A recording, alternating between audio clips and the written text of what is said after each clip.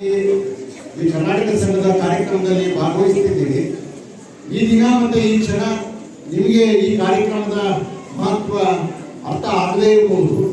ಆದರೆ ಈ ಚಟುವಟಿಕೆಯಲ್ಲಿ ನೀವು ಭಾಗವಹಿಸ್ತಾ ಸಮಾಜದಲ್ಲಿ ನೀವು ಮುಖ್ಯವಾಹಿನಿಗೆ ಬರಲಿಕ್ಕೆ ಬೇಕಾಗಿ ಅಕ್ಷರಾಭ್ಯಾಸ ಮತ್ತೆ ಸಾಂಪ್ರದಾಯಿಕ ಶಿಕ್ಷಣ ಎಷ್ಟು ಮುಖ್ಯವೋ ಕರ್ನಾಟಕ ಸಂಘದ ಈ ಚಟುವಟಿಕೆಗಳೇನಿದೆ ಕ್ರೀಡೆ ಮತ್ತು ಸಾಂಸ್ಕೃತಿಕ ಚಟುವಟಿಕೆಗಳು ನಿಮ್ಮನ್ನ ಮತ್ತಷ್ಟು ಮುಖ್ಯವಾಹಿನಿಗೆ ತರುವುದರಲ್ಲಿ ಸಹಕಾರಿಯಾಗಲಿದೆ.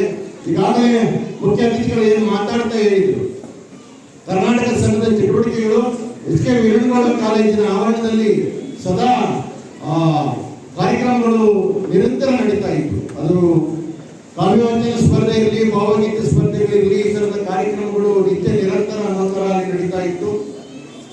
ನಾನು ಅಲ್ಲಿ ಗಾಯಕ ಆಗದಿದ್ದರೂ ಕೂಡ ಇವತ್ತು ಜಾನಪದ ಗೀತೆಗಳು ಮತ್ತು ಭಾವಗೀತೆಗಳು ಯಾವ ದಾಟಿಯಲ್ಲಿ ಇರಬೇಕಂತ ವಿಶ್ಲೇಷಿಸುವ ಶಕ್ತಿಯನ್ನ ಕರ್ನಾಟಕ ಸಂಘ ನನಗೆ ಜವಾಹರ್ ಪ್ರೌಢಶಾಲೆಯಲ್ಲಿ ದೊರಕಿಸಿಕೊಟ್ಟಿದೆ. ಇವತ್ತು ರಾಜ್ಯ ಮಟ್ಟದ ಗಾಯಕರುಗಳಿಗೆ ಅವರ ಗೀತೆಯಲ್ಲಿ ಇರಬೇಕಾದಂತ ಲಯಬದ್ಧತೆ ಹಾಗೂ ಏರಿಳಿತಗಳ ಕುರಿತು ಅವ್ರನ್ನ ರಾಜ್ಯ ಮಟ್ಟದಲ್ಲಿ ಕುರಿತು ವಿಶ್ಲೇಷಿಸುವ ಸಾಮರ್ಥ್ಯ ನನಗೆ ಕೊಟ್ಟಿದ್ದು ಕರ್ನಾಟಕ ಸಂಘ. ಮತ್ತೆ ಬಹಳಷ್ಟು ಕಾರ್ಯಕ್ರಮಗಳಲ್ಲಿ ತೀರ್ಪುಗಾರರಾಗಿ ಕೂಡ ಭಾಗವಹಿಸಲಿಕ್ಕೆ ಇವತ್ತು ಕರ್ನಾಟಕ ಸಂಘ